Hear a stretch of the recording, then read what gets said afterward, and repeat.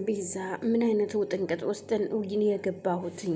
ግን ይኸው ይሄ ገንዘብ ከመጣ ጊዜ ጀምሮ ቤተሰቦችን ሁሉ ላጣ ነው።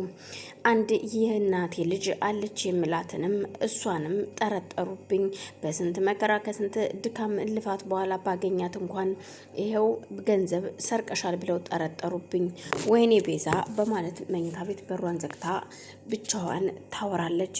እንዴት ቆይ እህቴን ይጠረጥርብኛል? ምክንያቱም ሳሚ እዩልሽ እዚህ ቤት ውስጥ ያለው ሰው ሁሉ የኔን እህት ማማዬ እሷም ትሰርቃለች ብለሽ ከተጠራጠርሽ ያንቺ እህትሽ ስለሆነች ነው እንዴ የማትሰርቅበት ምን ምክንያት አላት? ይላታል። እባክህ ተወኝ ስትለው አዎ ምክንያቱም ሁሉም ሰው መታማት የለበትም። ከተጠረጠረ ሁሉም ነው መጠርጠር ያለበት፣ ካልሆነ ደግሞ ሁሉም ነው አንድ መሆን ያለበት ይላታል። እኔ አሁንም ቢሆን ማንንም እየጠረጠርኩት ሰው የለም እባክህን ሳሚ በማለት እንግዳውስ እንደዚህ የምትል ከሆነ ሁላችሁም ትታያላችሁ በማለት ጭራሽ በእህት የመጣችሁብኝ እንዴ ትለዋለች። ሱራፌልም ቢሆን ሁላቸውም መጠርጠር አለባቸው በማለት ሁላቸውም ይያዛሉ። ቅንጅርቴም ሆነ ቅንጅርቴን ከጠረጠራችሁት እህቴን እንደጠረጠራችሁ አትቆጠሩ በማለት ሳሚ ነገሩን ያጋግለዋል። እናም ሳሚ ነገሩን ካጋጋለው አይቀር እኔም መጨመር አለብኝ በማለት ሱራፌል ወደ መኝታ ቤት ሲሄድ እህትማማቾች ቁጭ ብለው እያወሩ ነበር። እህትማማቾቹ ቁጭ ብለው እያወሩ እያለ ነበረ በሉሺ እናንተ ብቻችሁን አውሩ ብላ እህትየዋ ጥላቸው ወጥታ ሄደችው። በዛን ሰዓት ነበር ቤዛ በቁጣ በተሞላ አንደበት ንግግሯ በሚያስፈራ መልኩ ሱራፌልን አንተ ነህ ቤተሰቦችን የምትጠረጥራቸው? አንተ እኔ እኮ በስህተት ነው እንጂ አንተ አሁንም ቢሆን ገንዘብና ገንዘብ ብቻ ነው ፍላጎት፣ ፍቅርህም ገንዘብ ነው፣ ምኞትህም ሁሉ ነገርህም ገንዘብ ነው። እኔ ግን ሰው ስለማመን ተሏምኜህ ነበረ። አንተ ግን አሁንም ቢሆን ገንዘብ ነው የምታፈቅረው።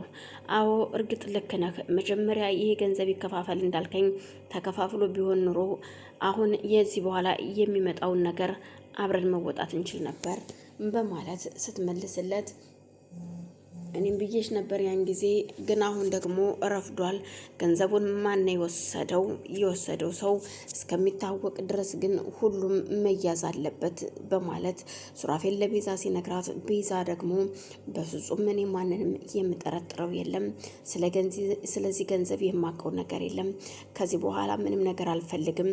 ሳሚም ተነስቶ እንደውም አንድ መናገር የምፈልገው ነገር ሆቴላችሁና ላውንደሪ ቤታችሁ እኮ ስለከሰረባችሁ እሱን ለማጣጣት ገንዘቡን እንደምትጠቀሙትና ለማንም እንደማትናገሩ ብቻችሁን ስታወሩ ተሰምታችኋል ይላቸዋል።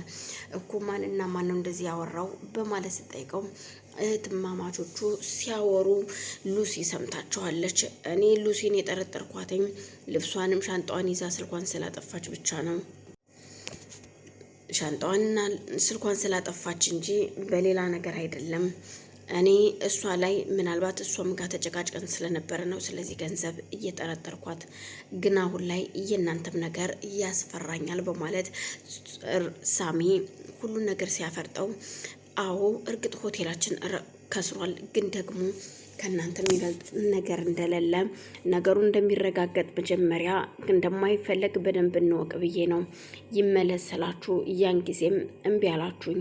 እኔ እኮ እየፈራሁት ይህን ገንዘብ ሌላ ጦስ ይዞብን እንዳይመጣ ነበር። ይኸው እየፈራውን ነገር ሆነ በማለት ቤዛ እውነታውን ትናገራለች።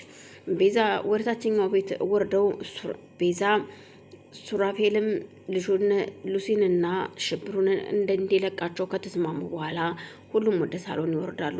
ሳሮንም ገብታ እናንተ የማትፈቷቸው ከሆነ እመኑኝ እኔ ራሴ እጄ ለፖሊስ እናገራለሁ፣ ያለውን ነገር ፖሊስ ደውዬ ነው የምጠራው። እናንተ ያልሰረቁ ምንም የማያውቀውን ስለ ሉሲ ባላቅም ግን ሽብሩ ምንም ነገር እንደማያውቅ አሁንም ቢሆን አስረግጬ እነግራችኋለሁ። አይካላችሁ ግን ለፖሊስ ነው የምናገረው ስትላቸው፣ ሱራፌል እንዴት እንደዚህ ትያለሽ? ሂጃ ተናገሪ፣ እኛ ብቻ ሳንሆን እዚህ ቤት ያለው ሰው እንዳለ ነው ተለቃቅሞ እስር ቤት የሚገባው ይላታል። አንቺም ራስሽ ሁላችሁም ከሌ የሚባል ሰው የለም። ሁልሽም ተለቃቅመሽ ወደ እስር ቤት እንደምትገቢ እንዳትጠራጠሪ። የመርማሪ ፖሊሱ የእህቱ የባሏ ጓደኛ ቤቷ ሂዶ ሁሉን ነገር እንደሚያውቅና ይህን ገንዘብ እንደሚያስመልስለት ልጅቷም አዩላችሁ አንድ ነገር ልንገርህ እኔ ምንም ነገር አልፈልግም ስትለው እዩልሽ የኔ ውድ አባትሽ አንቺን ለማሳከም ነበር ያን ቀን ገንዘብ ይዞ የጠፋው። ግን እኔና አባትሽ በአንድ አቅጣጫ ነበር እየሄድን የነበረው። ግን ደግሞ አባትሽ ሲመታ በፖሊሶች ጥይት የሆነ መኪና ውስጥ ገብቶ እንደገባ አይቼዋለሁኝ። ብሩ ደግሞ እዛ መኪና ውስጥ ነው የሚሆነው።